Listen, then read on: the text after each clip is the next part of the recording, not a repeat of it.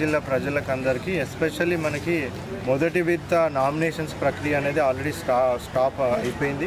3 రోజుల్లో కంప్లీట్ చేసుకున్నాం. రెండో విడత నామినేషన్ ప్రక్రియ నిన్న మనకి స్టార్ట్ అయింది 30 నవంబర్ రోజు. సో రేపటికి మనకి ఎండ్ అయిపోతుంది. 3 రోజులే ఉంటుంది నామినేషన్. సుమారుగా రెండో విడతలో 8 మండలాలు మనకు ఉన్నాయి.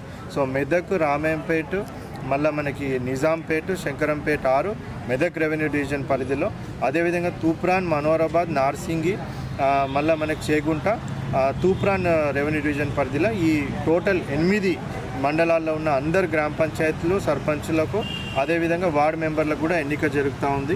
సో ఏ విధమైన ప్రలోభాలకు లోన్ కాకుండా ఎవరైతే అభ్యర్థులు ప్రాస్పెక్టివ్ ఆస్పిరెంట్స్ ఉన్నారో వాళ్ళు పెద్ద ఎత్తున నామినేషన్ కూడా వేసుకోవచ్చు. మనం అన్ని సెంటర్స్లలో కూడా అన్ని సదుపాయాలు కూడా అన్నీ పెట్టడం జరిగింది. రిటర్నింగ్ ఆఫీసర్స్కి కూడా మంచి ట్రైనింగ్ ఇవ్వడం జరిగింది. సో ఆ ఫామ్స్ తీసుకొని కూడా తొందరగా వాళ్ళని పంపించే విధంగా కూడా ఏర్పాట్లు చేయడం జరిగింది.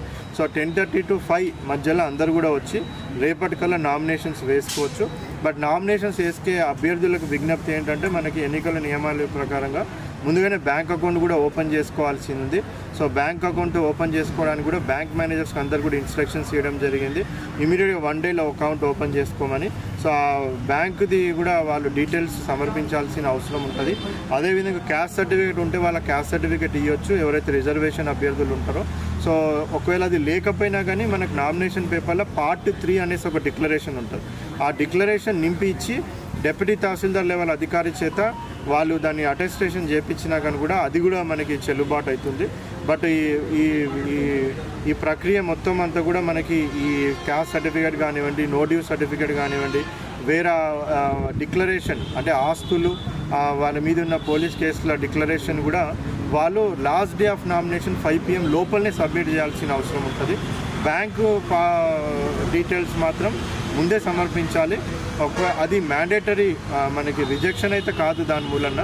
బట్ ఎన్నికల నియమాల ప్రకారంగా కంపల్సరీగా అది కూడా సబ్మిట్ చేయాల్సిన అవసరం ఉంటుంది. కాబట్టి తొందరగా అందరూ కూడా సబ్మిట్ చేయాలనేసి కూడా వాళ్ళకి కోరడం జరుగుతూ ఉంది. సో ఏ విధమైన అవాంఛనీయ సంఘటనలు జరగకుండా అన్ని ఏర్పాట్లు ప్రతి నామినేషన్ సెంటర్లో కూడా చేయడం జరిగింది. 7 మండలాల వరకు కూడా మనకి 3వ విడతల ఎలక్షన్ నిర్వహించడం జరుగుతూ ఉంది. మరి దానికి సంబంధించి కూడా మనకి తొందరలోనే మనకి ఇంకొక 2 daysలో మనకి దాంట్లో నామినేషన్ కూడా అందులో స్టార్ట్ కావడం జరుగుతుంది. సో మరి దాంట్లో కూడా ఈ 7 మండలాలకు సంబంధించి కూడా అన్ని ఏర్పాట్లు కూడా అక్కడ కూడా ఆల్రెడీ పూర్తి చేయడం జరిగింది. సో స్వయంగా నేను మరి ఆర్టీఓస్ వాళ్ళందరూ కూడా విజిట్ చేయడం జరుగుతూ ఉంది. మరి దాంట్లో కూడా సేమ్ అవే నియమ నిబంధనలు ఉంటాయి. సో వాళ్ళకి ఇంకా కొద్దిగా టైం ఉంది కాబట్టి ఏవైతే డిక్లరేషన్ ఫామ్ కానివ్వండి, ఆస్తులకు సంబంధించింది, మన క్యాస్ట్ సర్టిఫికేట్స్ కానివ్వండి, బ్యాంక్ అకౌంట్స్ కానివ్వండి, నోటీస్ కానివ్వండి, ఇవన్నీ ఇంకా టైం ఉంది కాబట్టి ముందే అవన్నీ కూడా ప్రిపేర్ చేసుకుంటే మీకే నామినేషన్ ఈజీగా అయిపోతుంది. ప్రతి నామినేషన్ సెంటర్లో కూడా మనం హెల్ప్ డెస్క్లు ఏర్పాటు చేయడం జరిగింది. ఆ హెల్ప్ డెస్క్ల ద్వారా అందరు కూడా వాళ్ళ ఓటర్ లిస్ట్లో వాళ్ళ పేరు ఏ సీరియల్ నెంబర్లో ఉంది, అదేవిధంగా వాళ్ళ ప్రపోజర్ పేరు ఏ సీరియల్ నెంబర్లో ఉంది కూడా చెక్ చేసుకోవచ్చు. దాన్ని బట్టి వాళ్ళ నామినేషన్ ప్రక్రియ అంతా కూడా ఈజీగా తొందరగా అయిపోయే ఛాన్స్ కూడా ఉంటుంది. సరే, ఇప్పుడు ఒకటి ఏంటంటే సర్టిఫికేట్ అనేది పాతది ఇచ్చినా కూడా సరిపోతుంది. సో మనకి క్యాస్ట్ నిర్ధారణ కావడానికి మనకి ఎలక్షన్ కమిషన్ ఏం చెప్పిందంటే క్యాస్ట్ సర్టిఫికేట్ అని ఇవ్వాలా, లేదు క్యాస్ట్ సర్టిఫికేట్ తీసుకోవడం వాళ్ళకి ఇబ్బంది అవుతుంది, లేట్ అవుతుంది అనేసి అంటే తహసీల్దార్ దగ్గర అప్లై చేసుకుంటే వితిన్ సేమ్ డే అదే రోజు వాళ్ళు డిక్లరేషన్ ద్వారా దాన్ని సర్టిఫై చేసి ఇస్తారు. Part 3 అది ఇచ్చినా సరిపోతుంది. క్యాస్ట్ సర్టిఫికేట్ లేకపోతే అది ఇచ్చినా సరిపోతుంది. కాకపోతే పాత క్యాస్ట్ సర్టిఫికేట్ ఉంటే అది కూడా సరిపోతుంది. బ్యాంక్ అకౌంట్ మనకి రూల్లో ఏముంటుందంటే నామినేషన్ వేసే ఒక రోజు ముందే వాళ్ళు బ్యాంక్ అకౌంట్స్ కంపల్సరీగా సబ్మిట్ చేయాల్సిన అవసరం ఉంటుంది.